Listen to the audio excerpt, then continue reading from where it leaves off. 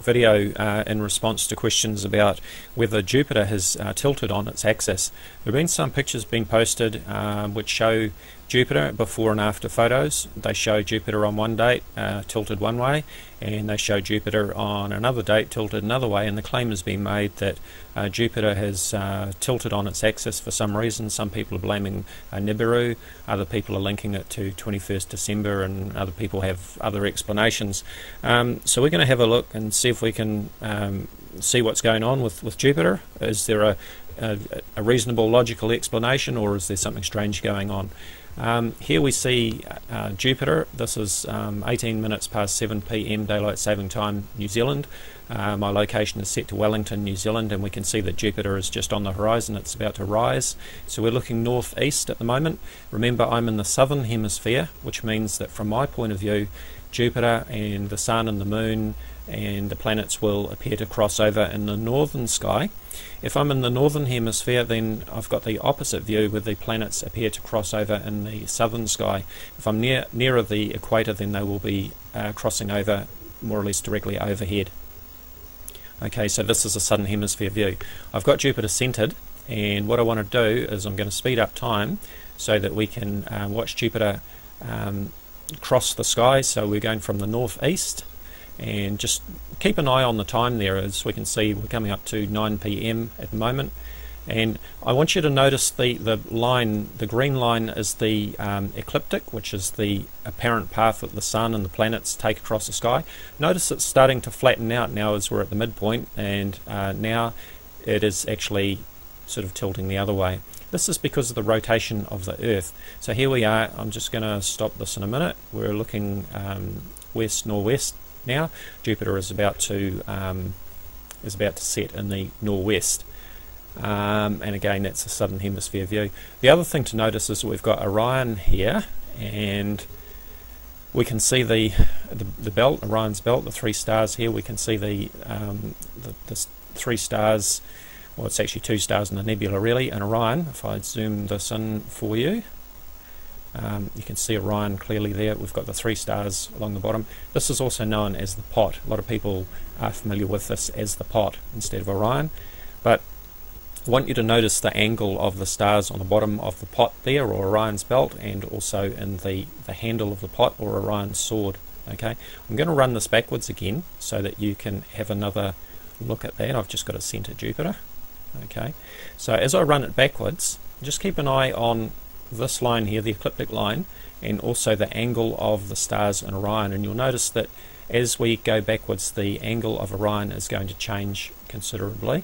So looking at these stars here, you can see that they're going to be upright soon, going to be vertical. I'll pause it when we get to that point. Okay, so now we can see that the stars in Orion here, in the sword or the handle of the pot, whatever you want to call it, are basically vertical. I'll carry on. We're going backwards again, remember, and you can see that those stars are now actually tilting to the right, and the three stars in Orion's belt, probably a bit hard to see now. In fact, I'll turn off the daylight. Where are we? Hide daylight. You can see that the three stars in Orion's belt now are actually horizontal, whereas before they were almost vertical when they were over here. Okay, so let's carry on. Remember that I've turned off the daylight, so at this point in time it would be getting lighter. This time we're going to do the same thing, but I'm going to zoom right into Jupiter. I've shown you what happens as Jupiter crosses the sky. This time we're going to zoom right in and see what happens to Jupiter. Okay, so here's a good zoomed up view. Again, keep an eye on the time here. It is coming up 20 to 8 p.m. And we can see the cloud belts on Jupiter. Remember, this is not a live view, it's just a simulated view in Starry Night Pro, but it's still accurate as to what we'd see if we're looking through a telescope. So again, I'm going to run this forward, and I want you to watch what happens to the angle of those cloud belts as Jupiter progresses across the sky. So 9 o'clock, 10 o'clock, 11 o'clock, coming up 12 o'clock. There we go. I'm just going to pause it there And I'm going to zoom back out again so we can see where Jupiter is in the sky. Okay, so we can see that we're looking north. Again, I'm in the southern hemisphere, so that's why it's in the north. So Jupiter has come from here, it's following the ecliptic line, and as it does we can see the tilt of those cloud belts are actually changing. So now that you can see where Jupiter is in the sky, I'm going to zoom back in again, and we'll carry on. And as you can see, Jupiter is now tilting the other way, coming up 2 AM, 3 AM. So now we're completely tilted the other way, aren't we? So this is actually what's going on. I'm going to zoom back out again. The other thing that can affect the apparent tilt of the planets, such as Jupiter or Saturn or any of the others, of course it's a bit easier to tell with Jupiter and Saturn because of their features, but the other thing that can affect the apparent tilt are the relative positions around the Sun.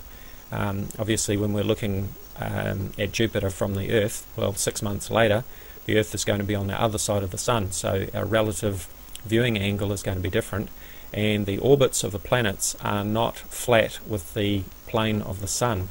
They are at a tilt. The tilt of the orbits of the planets do vary, and so this means at different times of the year the relative tilts between the orbits of the planets are going to be different. So when you look at Jupiter or Saturn at different times of the year, then the apparent tilt will be different. So as we can see, there are three main factors that affect the apparent tilt. The first one is the position of the planet in the sky, as we've seen from this video. The second one is our latitude, or our position on the Earth, and our relative viewing angle, depending on whether we're standing on our feet or standing on our heads, so to speak, if you're in the southern hemisphere. The third thing is the tilt of the orbits around the Sun and the position of the planets at the different times of the year.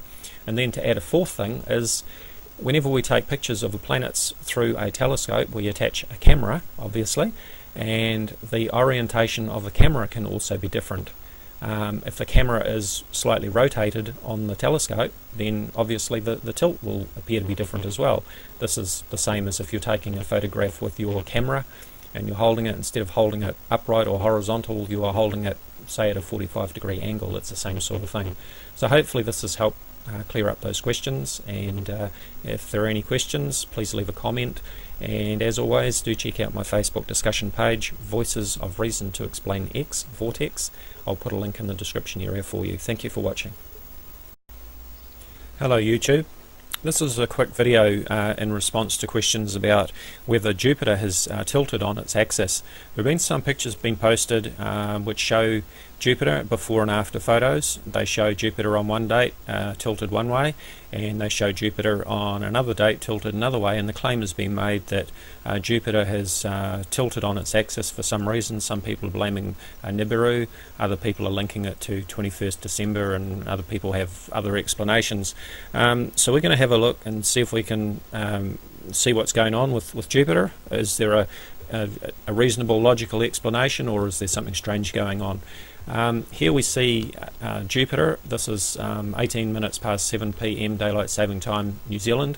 My location is set to Wellington, New Zealand, and we can see that Jupiter is just on the horizon. It's about to rise. So we're looking northeast at the moment. Remember, I'm in the southern hemisphere, which means that from my point of view, Jupiter and the Sun and the Moon and the planets will appear to cross over in the northern sky. If